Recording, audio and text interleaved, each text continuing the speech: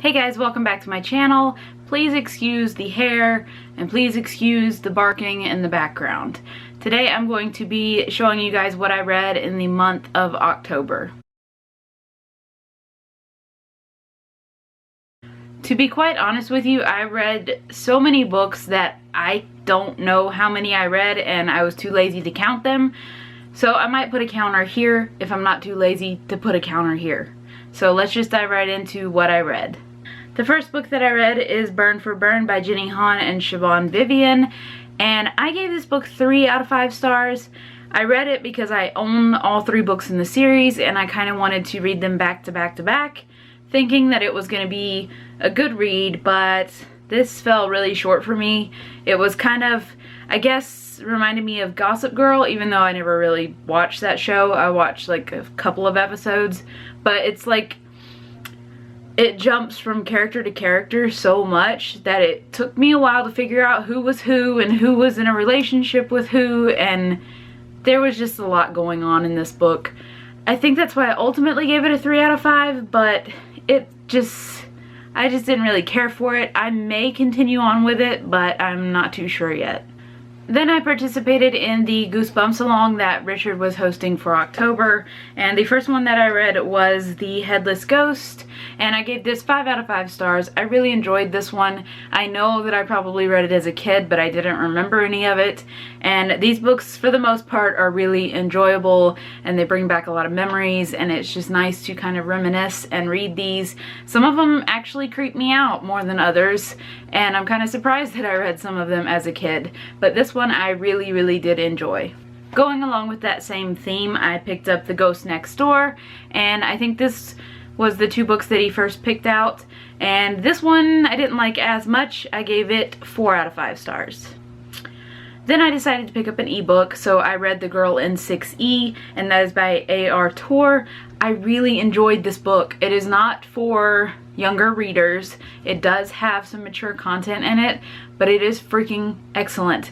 I gave it 4 out of 5 stars. There were some flaws that I didn't like, some things that I didn't enjoy, but for the most part I flew through this book and it was such a good read. It's basically about a girl who doesn't leave her apartment because she will murder someone if she does. She just has this impulse to murder people. So if you're interested in that, check it out. It's really good. It's part of a series. I'm not sure if it gets better or worse, but I do plan on continuing with it.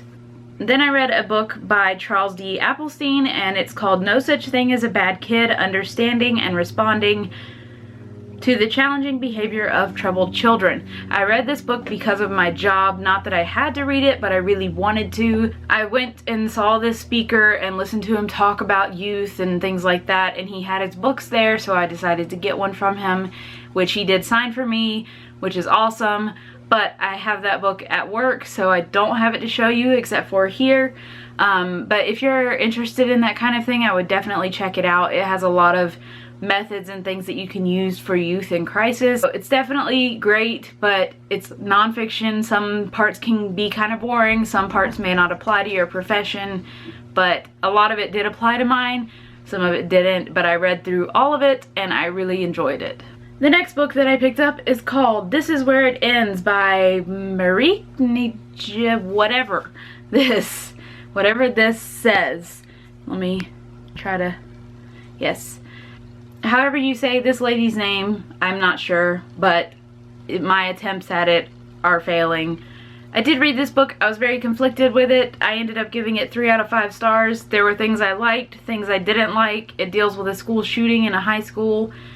It was okay. Wasn't the best I've ever read, and my battery's dying, so I'm going to fly through the rest of these very quickly. Then I picked up Everything by Nicola Yoon. I adore this book. It is basically about a girl who lives in a bubble, kind of. Well, she lives in her house, but she is basically allergic to everything, and she meets this boy kind of haphazardly, sees him moving in next door, and they start chatting on the internet, and it's just an excellent read. I gave it 5 out of 5 stars, and I'm very interested in reading the next book that she came out with recently.